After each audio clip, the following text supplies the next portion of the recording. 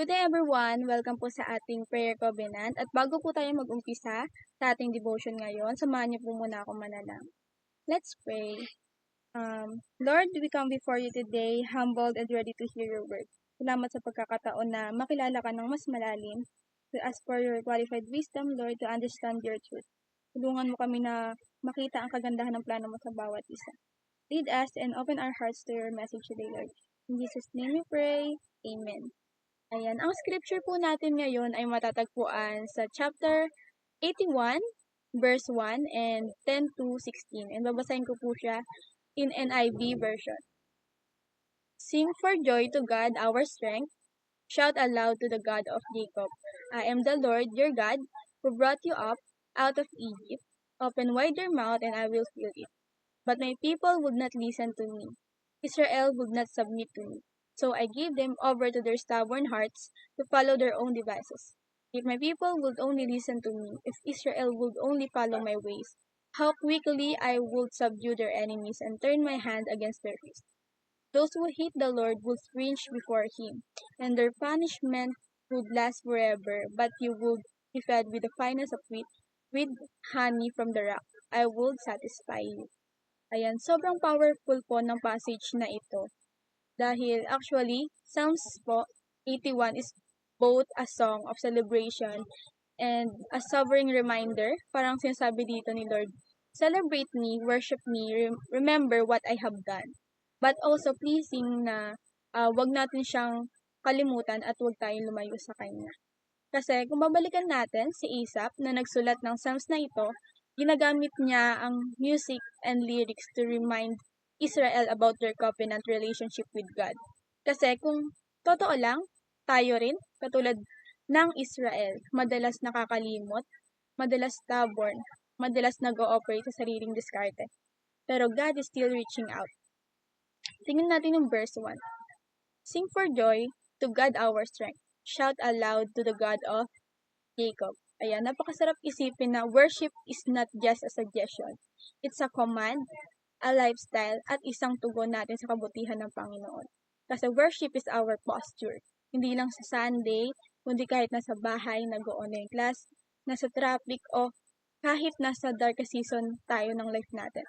Worship is choosing joy, choosing to remember na God is our strength, kahit na wala tayong energy sa dami ng pinagdadaanan natin sa buhay. Ngayon, puntahan po natin ang verses 10 to 16. Sabi ng Diyos, I am the Lord your God who brought you up out of Egypt. Reminder ito na ang Diyos mismo ang nagligtas sa Israel mula sa slavery. Sa panahon natin ngayon, Egypt can symbolize our past bondages, addiction, anxiety, toxic relationship, sin cycle, self-doubt. Pero sabi ni Lord, ako yung naglabas sa'yo dyan. Ako yung gumawa ng miracle na hindi mo kayang gawin mag-isa.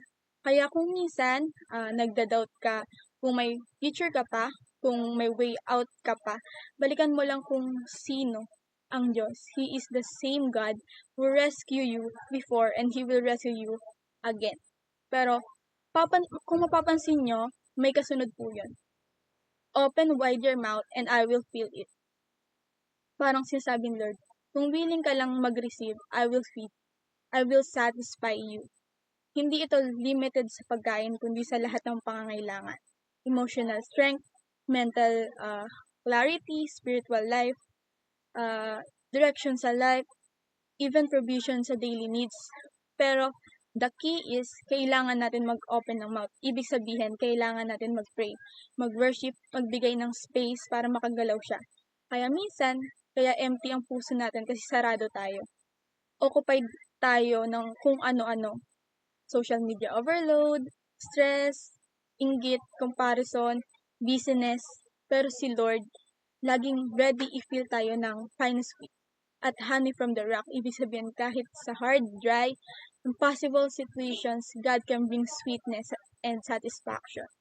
Pero, ayun na nga, sa verse 11, but my people would not listen to me. Israel would not submit to me. Ay nakakalungkot kasi parang iniiyak ni Lord dito.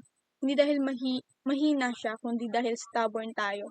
Kumbaga, ang daming blessings na naka-ready, pero pinipili ng tao na mag-rely sa sarili nilang devices. And sa verse 12, so I gave them over to their stubborn hearts to follow their own devices. Ito yung truth na minsan painful tanggapin. God allows us to face the consequences of our stubbornness. Hindi dahil hindi siya gracious, kundi dahil minsan yun lang ang way para matuto tayo. Kaya minsan nararanasan natin yung heartbreak, burnout, depression, confusion, hindi dahil gusto ni Lord na masaktan tayo. Pero kasi pinili natin lumayo sa design niya. Pero kahit ganon, God's mercy is still open and He's still calling us back. And sa verse 13 to 14, ito yung cry ng puso ng Diyos. If my people would only listen to me, if my Israel would only follow my ways, how quickly I would subdue their enemies and turn my hand against their foes. Ang tanong, bakit ba tayo nahihirapan minsan? Bakit parang hindi nagsasucceed? Kasi po, minsan, hindi tayo nakikinig. Pero kung makikinig lang tayo, sabi ni Lord, mabilis lang para sa Kanya i-handle ang enemies natin. Enemies like fear, anxiety, insecurity, bitterness, unforgiveness, poverty mindset, ang bilis para sa Kanya. Pero tayo, ang bagal sumunod. Kaya minsan, delayed ang breakthrough, not because God is weak, but because we are stubborn. Pero look at the promise sa verse 16. But you will be fed with the finest of wheat, with honey from the rock, I will satisfy you. Ibig sabihin, best quality, hindi second hand. Honey from the rock, ibig sabihin provision sa mga impossible, satisfaction, hindi galing sa social media, hindi sa validation ng tao, kundi sa presence ni Lord. If we choose to listen, to follow, to worship, God Himself will satisfy us beyond measure. Now, ano ang lesson dito for us? Una, worship is our lifestyle. Huwag nating gawing seasonal o situational lang yung pag-worship. Pangalawa, listening to God brings protection and provision. And huwag nating baliwalain yung still small voice niya. Pangatlo, stubbornness leads to emptiness. Kaya kung may part pa sa life natin na hindi align kay Lord, better na i-surrender na kaysa maubos pa tayo. And pang-apat, obedience unlocks blessings.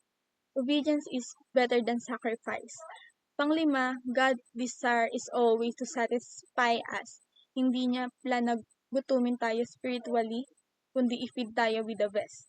So, this Psalms reminds us na si Lord hindi lang source ng strength. Siya rin ang bread, siya ang honey, siya ang satisfaction ng soul natin. Kaya as we pray, let's surrender our stubbornness, let's open wide our mouth, and let's receive His promises.